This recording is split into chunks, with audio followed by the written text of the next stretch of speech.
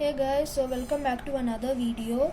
So today we are continuing the adventures of Sherlock Holmes, chapter 7, the adventure of the blue carbuncle.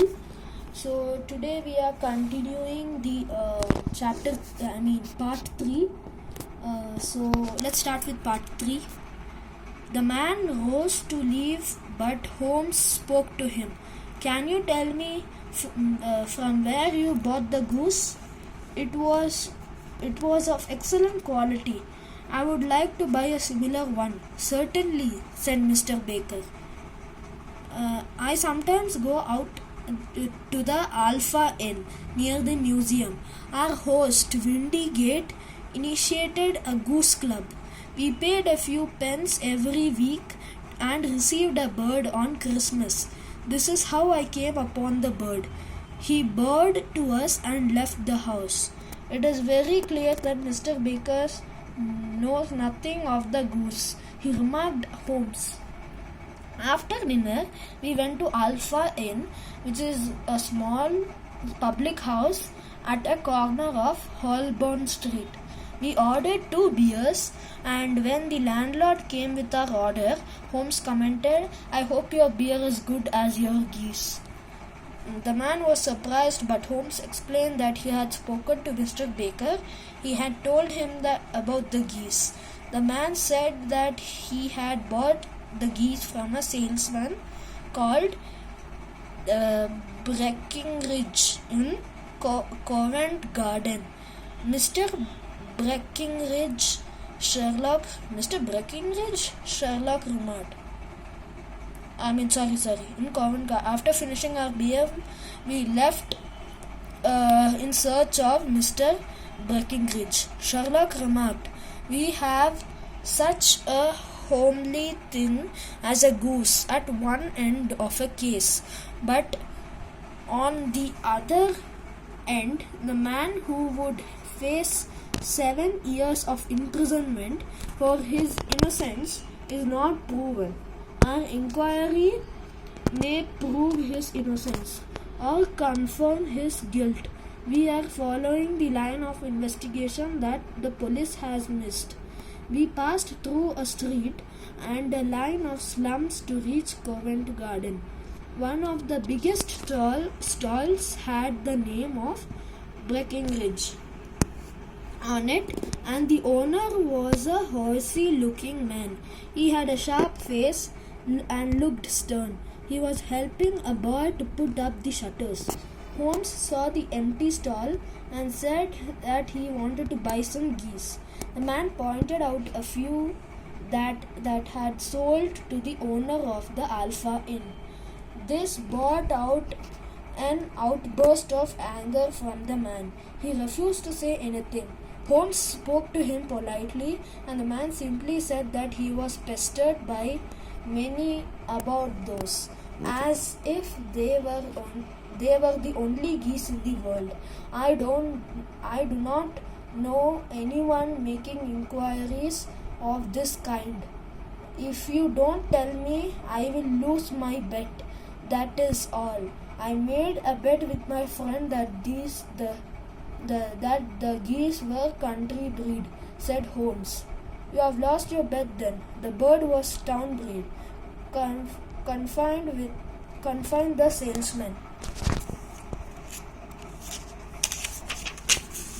Holmes pretended to not believe him and insisted that the bird was country bred.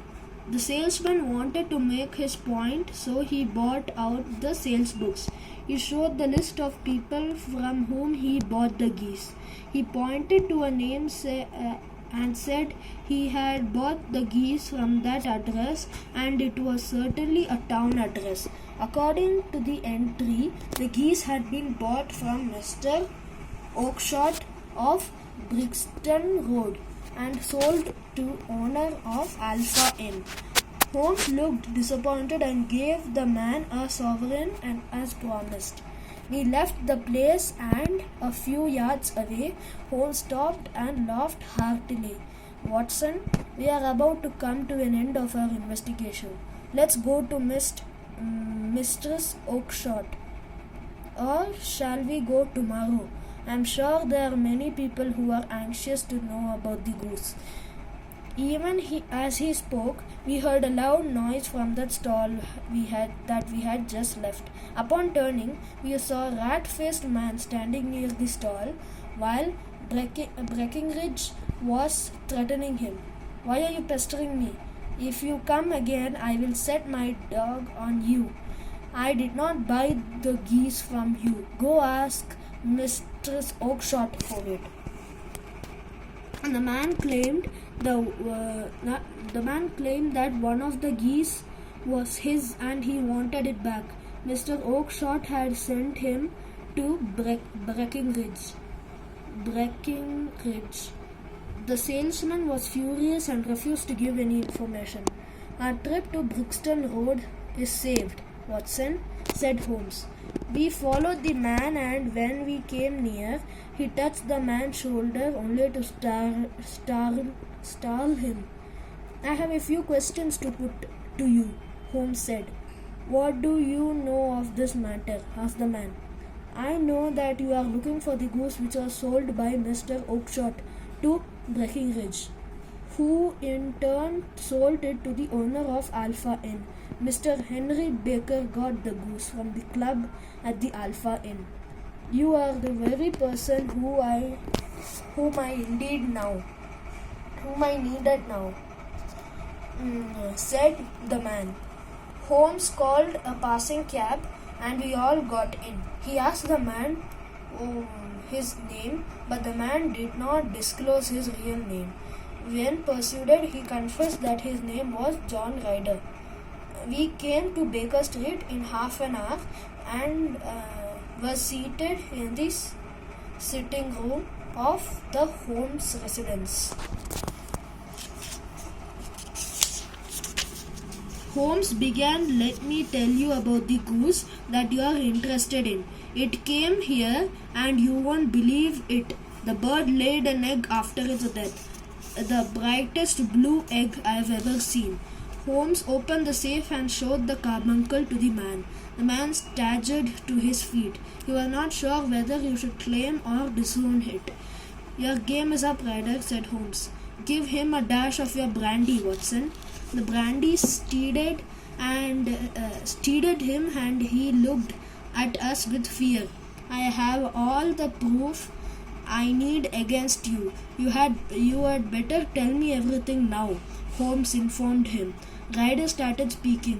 "Catherine Cusack, the Countess' maid, told me about the jewel.